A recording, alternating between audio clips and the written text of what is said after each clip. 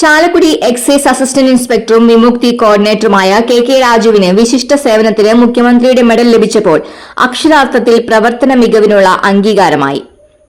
Covid കാലത്ത് sanitiser ക്ഷാമം രൂക്ഷമായപ്പോൾ ജില്ലയിൽ പോലീസ്, എക്സൈസ് വകുപ്പുകൾ പിടികൂടിയ 4000 ലിറ്റർ സ്പിരിറ്റ് സാനിറ്റൈസറാക്കി സർക്കാർ ആശുപത്രികൾക്ക് നൽകി കളക്ടറുടെ പ്രത്യേക അനുമോദനം നേടിയ ആളാണ് രാജു.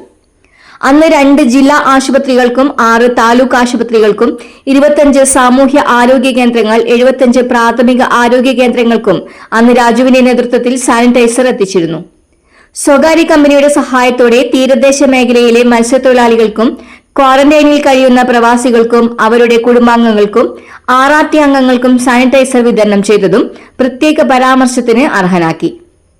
തൃശൂർ സിവിൽ സ്റ്റേഷനിൽ മുഴുവൻ ജീവനക്കാർക്കും സന്ദർശകർക്കും 500 ലിറ്റർ സ്പിരിറ്റ് സാനിറ്റൈസർ ആക്കി നൽകിയതിന് കളക്ടർ എസ് ഷാനവാസ് പ്രത്യേക അനുമോദന പത്രം നൽകിയാണ് രാജുവിനെ ആദരിച്ചത്.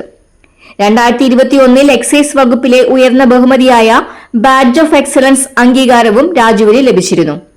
കൂടാതെ കോവിഡ് കാലത്ത് മികച്ച സേവനത്തിന് എക്സൈസ് കമ്മീഷണർ സത്സേവന പത്രം നൽകി ആദരിച്ചിരുന്നു.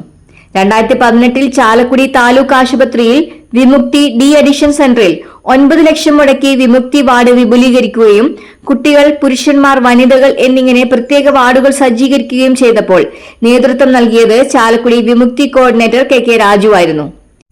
സംസ്ഥാനത്ത് മെന്റൽ ഹെൽത്ത് അതോറിറ്റിയുടെ രജിസ്ട്രേഷനുള്ള ഒരേയൊരു വിമുക്തി സെന്ററാണ് ചാലക്കുടിയിലേത്. ഇതിലൂടെ ആയിരക്കണക്കിന് ആളുകൾക്ക് സൗജന്യ ചികിത്സയും കൌൺസിലിംഗും നൽകി വരുന്നുണ്ട്. സ്കൂൾ, കോളേജ് ഉൾപ്പെടെ നിരവധി വിദ്യാഭ്യാസ സ്ഥാപനങ്ങളിൽ വിമുക്തി ക്ലബ്ബ് രൂപീകരിക്കുന്നതിന് നേതൃത്വം നൽകിയിട്ടുള്ള രാജു 1000-ൽ പരം വിമുക്തി ബോധവൽക്കരണ ക്ലാസുകൾ നയിച്ചിട്ടുണ്ട്.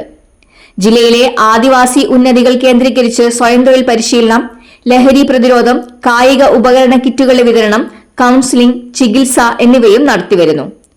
ചിറ്റിശ്ശേരിയിലെ ലഹരി വിമുക്ത കൌൺസിലിംഗ് സെന്റർ ഉപദേശക സമിതി അംഗമായും കാവല്ലൂർ കവിത ആർട്സ് ആൻഡ് സ്പോർട്സ് ക്ലബിന്റെ പ്രസിഡന്റായും പ്രവർത്തിച്ചു വരുന്നു.